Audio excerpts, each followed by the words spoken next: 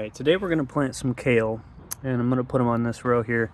We're going to talk about a few different basics for planting seedlings.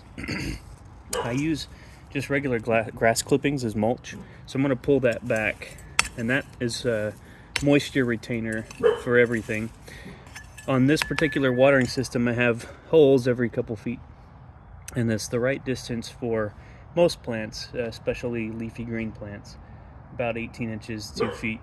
And so we're going to dig our first hole where this is, and you can kind of see on some of these, don't worry about that, that's a rogue plant, but on these you can see they got a little leggy at first, which means that they didn't have quite enough light exposure, or they were competing with other plants like the two that are in here. So we're going to plant it up to just below the base of this leaf, where the main root system is going to be watered by this hose here. We'll pull these out.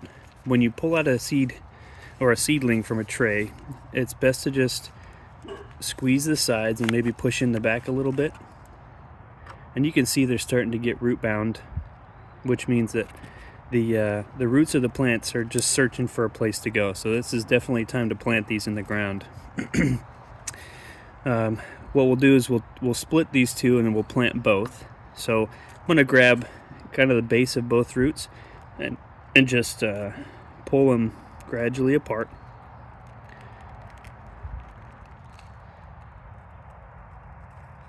And now we have our two plants. So I'll set that one aside for now, and we'll dig the hole for this one right here.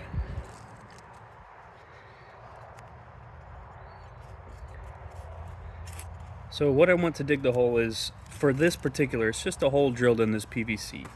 If you're using a soaker hose, it's not quite as important to do this, but you always want to over dig, so loosen up the soil where those roots are going to start, and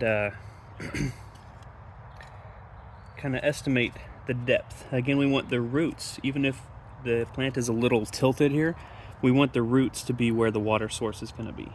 So I have it probably 6 to 8 inches deep, and that's way too deep, but I'm going to push some of that dirt back in, get the hole right about where I want it,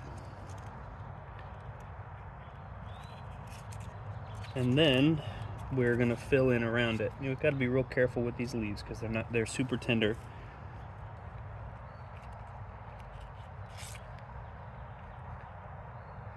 And we'll take the rest of that dirt, we're going to berm up around the base of this plant. So when it starts to pour water out of the hose, it's going to fill this little crevice here with water. And the dirt's already pretty much bermed up on the other side here, so this plant's ready to go.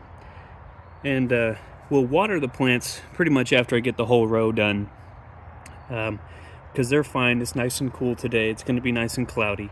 You want to plant when the plants aren't going to be shocked, whether from cold or extreme heat, for sure. And we'll soak in the roots with a good amount of water, probably 2 doses. Go through once and then go through again later.